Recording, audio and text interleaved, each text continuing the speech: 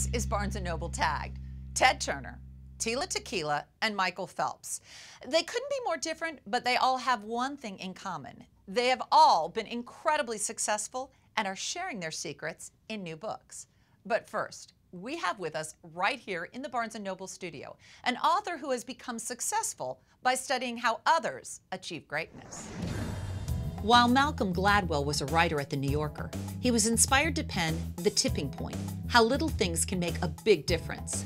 It spent an amazing 28 weeks on the New York Times bestsellers list. He then followed with Blink, The Power of Thinking Without Thinking.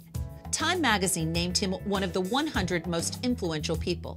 And we've got him and his brand new book, Outliers, The Story of Success, right here in the Tag Studios.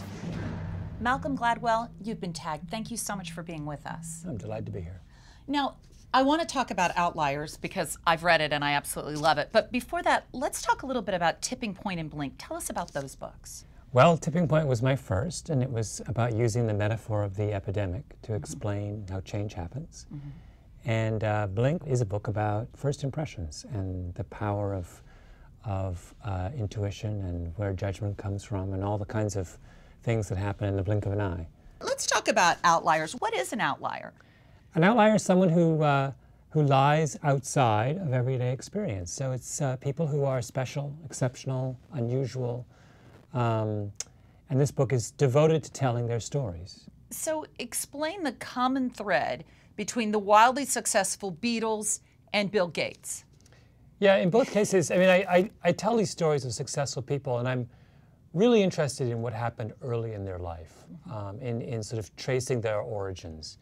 And what's fascinating about both Bill Gates and the Beatles is their teenage years had these extraordinary experiences that allowed them to practice the thing they loved way more than anyone else in their peer group. So the Beatles, for example, go to Hamburg when they're all still teenagers, and they're a house band for a strip club. And they play 7 days a week, 8-hour sets for months at a time, and to the point where they're racking up, thousands of hours of practice. In front of an audience. In front of an audience. Yeah. And learning, being forced to master new music, and being forced to play together well as a band, and being forced to compose music just to survive. And when they go to Hamburg, they're not a good rock band. And when they leave, they're an extraordinary rock band. And the argument of the book is that that's a common element in all success stories, is that people get extraordinary opportunities and exploit them. And the book also maintains that a high IQ doesn't necessarily guarantee success, and that the highest IQs don't do better than the next down and the next down. Yeah, I have 2 chapters that are called The Trouble with Genius. And it's just a way of trying to wean us away from our fascination with the brilliant. And pointing out that IQ doesn't mean what we think it means. It matters up to a point that it stops mattering.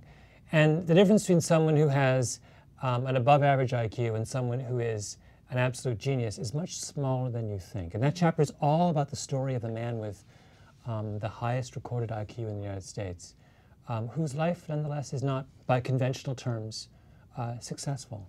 And that's because intelligence will only take you so far. I have to ask you, I mean, you've been wildly successful. Would you see yourself as an outlier? Well, you know, I realized belatedly I was going to get this question a lot. I don't think so. I mean, I'm someone, as a journalist, I always feel that I'm writing about others, and my job is, I am reflected in others' glory. I don't think of my own contribution as being worthy of the title Outlier. Thank you so much for being with us here on Tagged. Great. Outliers is out this week, and we've tagged a few more books by folks who have figured out the secrets of success. First, one of the wealthiest men in the world. Ted Turner invites readers to Call Me Ted. Turner's memoir reveals what makes him tick and what ticks him off. As candid as he is about material success, he also shares some of his darkest times, a devastating childhood, near-death experiences, and rocky marriages, including one to actress Jane Fonda. Next, out this week, he's got the Midas touch. Whether it is on the basketball court or the boardroom, Magic Johnson tells how he has done it all in 32 ways to be a champion in business. he reveals how he developed his entrepreneurial spirit and uses economic power as a force for social change. And coming in December from the man who has more gold medals than anyone else in the world, 14-time gold medalist Michael Phelps' book, No Limits: The Will to Succeed. It's an inspirational memoir, not only for fans of great dramatic moments in sports, but also those who will take inspiration from a man and his determination to succeed. Success comes in all shapes and sizes, and never has this been more evident than with this new book by the woman that Time magazine has dubbed the Madonna of MySpace.